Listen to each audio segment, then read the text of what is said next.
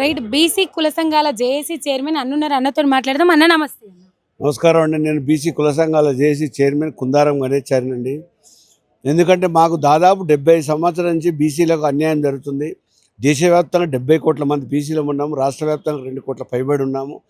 మరి మాకు రాహుల్ గాంధీ జోడో యాత్ర సందర్భంగా కాశ్మీర్ నుంచి కన్యాకుమారి వరకు ఆయన జోడో పాదయాత్ర చేస్తున్న సందర్భంగా మమ్మల్ని పిలిచాడండి. దాదాపు శ్రీనివాస్ గౌడ్ను, నన్ను, మా బృందాన్ని పిలిచి మరి మేము అధికారంలోకి వస్తే తెలంగాణలో మాత్రం 43% రిజర్వేషన్ మీకు ఇస్తామని హామీ ఇచ్చాడండి. ఆ హామీ తూచా తప్పకుండా మరి ఇక్కడ కులగణన జరిపించాడు.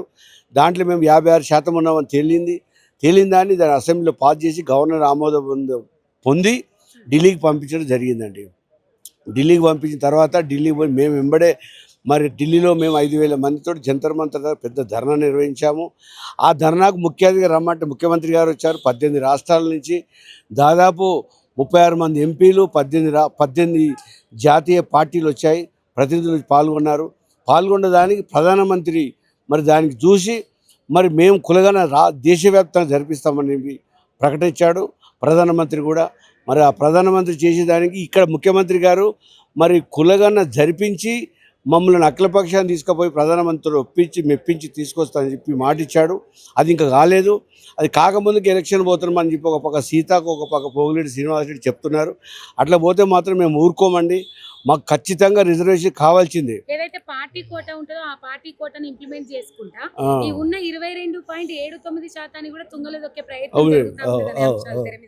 ఆ విధంగా చేస్తే మాత్రం ఊరుకోమండి. బీసీలు చైతన్యవంతమైనాము. 75 సంవత్సరాల నుంచి మాకు గొర్రెనిచ్చో బర్రెనిచ్చో మభ్యపెట్టారు తప్ప రాజ్యాధికారంలో మా వాటా మాకు ఇవ్వలేదు. మేము మాత్రం ఇప్పుడు ఊరుకునేది లేదు. ఎట్టి పరిస్థితుల్లో మేము మా వాళ్ళు చెప్పారు కదా, ఇప్పుడు మీరు విన్నారు కదా, మేము కార్యాలయాలు ముట్టడిస్తాము, అవసరమంటే తెలంగాణ బంద్కు పిలిపిస్తాము, మాకు అన్యాయం జరిగిందని చెప్తున్నారు. ఆ విధంగా జరుగుతుందండి. మాకు అన్యాయం జరిగితే మేము ఊరుకోం. ఖచ్చితంగా 43% రిజర్వేషన్ కావాలని పోరాటం చేస్తున్నామండి. దాంట్లో కూడా న్యాయం జరిగిందండి, అన్యాయం జరిగిందండి. దాంట్లో కూడా మా వాళ్ళకు కావాలని చెప్పి ఇంకా 5 వేస్తారట. దాంట్లో కూడా మా వాళ్ళని వేయాలని మేము ముఖ్యమంత్రి లెటర్ కూడా ఇవ్వడం జరిగింది. మంత్రిమండలి కూడా మరి బీసీలకు చిన్న చిన్న శాఖలు ఇచ్చారు. పెద్ద శాఖలు మున్సిపల్ కానీ, హోంశాఖ కానీ, మరి వేరే శాఖలు కూడా మా వాళ్ళకి ఇవ్వలేదని అంటే అది కూడా ఇస్తామండి. ఇంకా 3 శాఖలు ఖాళీగా ఉన్నాయి, బీసీలకు ఇస్తామని చెప్పి నిన్ననే మహేష్ కుమార్ గౌడ్ మరి హనుమంతరావు బర్త్డే సందర్భంగా మాకు చెప్పాడండి. ఇక మేము ఊరుకోమండి. ఇప్పుడు ఊరుకునేది లేదు, ఊరుకునే ప్రసక్తే లేదు అస్సలు. మేడం మీకు చెప్తున్నాగా మేడం, మేము అస్సలు ఊరుకోము. బీసీ సంఘాలన్నీ ఏకతాటిపైకి వచ్చినాయి. జనాభాలో 60% మేమే ఉన్నాము. ఎస్సీ ఎస్టీలు కలుపుకుంటే 80% పైబడి ఉంటాము. ఇక మేము మాత్రం మాకు అన్యాయం ఇన్ని సంవత్సరాలు భరించాము కానీ ఇక భరించాం. ప్రభుత్వం మీద ఒత్తిడి తీసుకొస్తాం. ప్రభుత్వాన్ని ఎంతవరకు అయితే మెడలు వంచి మా హక్కులను సాధించుకుంటాం.